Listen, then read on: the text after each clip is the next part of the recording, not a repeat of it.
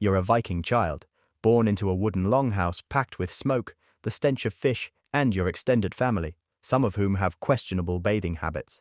Congratulations, you're part of a culture destined to terrify Europe, plunder its riches, and leave an enduring mark on history.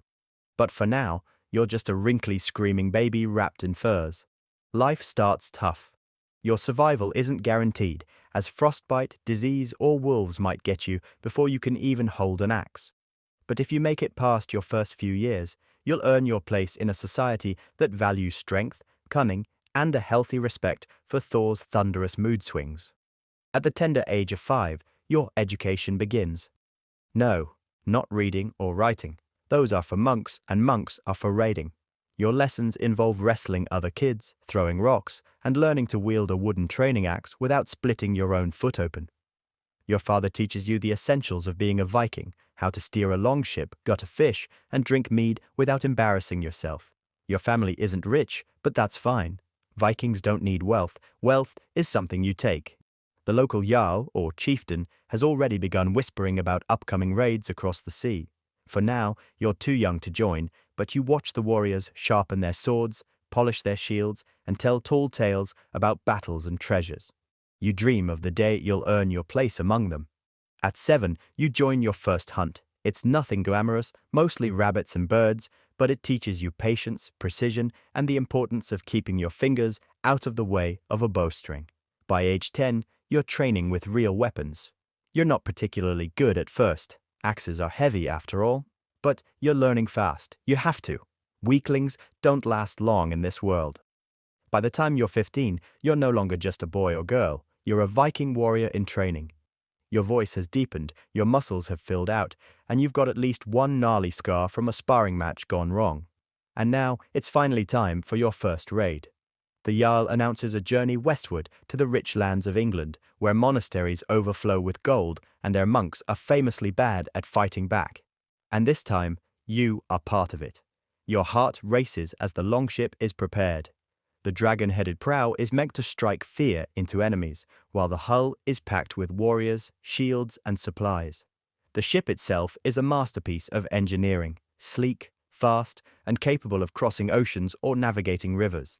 You feel a mix of excitement and terror. The voyage is grueling. You row for hours on end, your muscles screaming in protest as waves crash over the sides. You huddle under a damp cloak at night, trying to ignore the snoring of the warrior next to you. But the camaraderie is palpable. You swap jokes, boast about your strength, and listen to older warriors recount their exploits. One of them shows you a necklace of human teeth.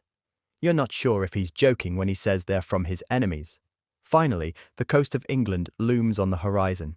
The Jarl gives the signal, and the longship glides silently toward a monastery. The monks are just waking up as your group charges ashore, axes gleaming in the morning light. They scramble for cover, but there's no escape. You're terrified, but adrenaline takes over. You swing your axe, shouting a battle cry, and join the battle with local knights. By the end of the raid, the monastery is in flames. The monks have either fled or fallen, and your ship is laden with gold, silver, and precious manuscripts that no one in your crew can read. You've done it. You're no longer a child, you're a real Viking raider. Now in your 20s, you're a seasoned warrior.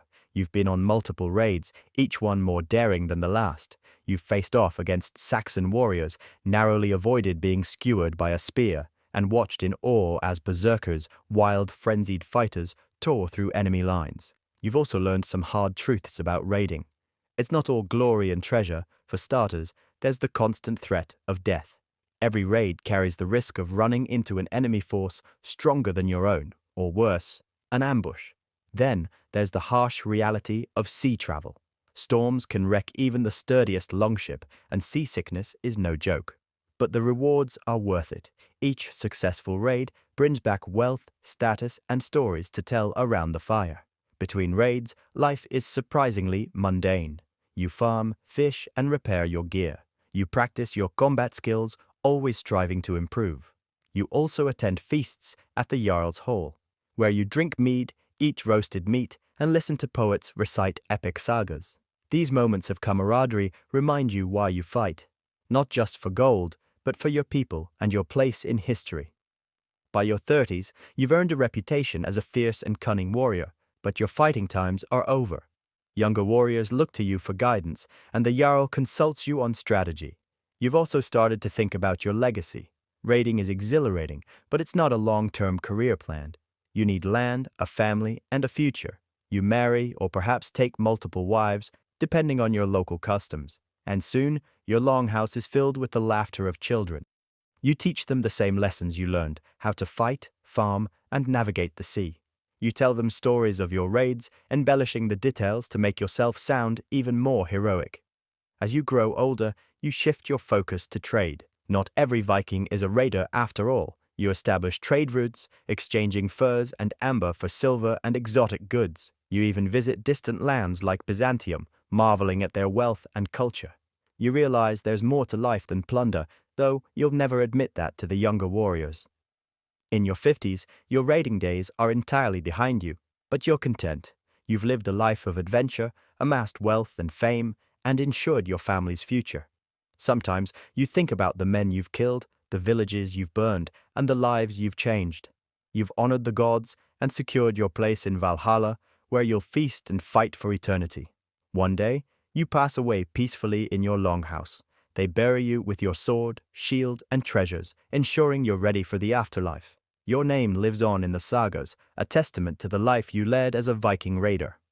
Thanks for watching. See the video on your screen? Well, YouTube thinks this one might interest you as well, so go ahead and check it out if you like.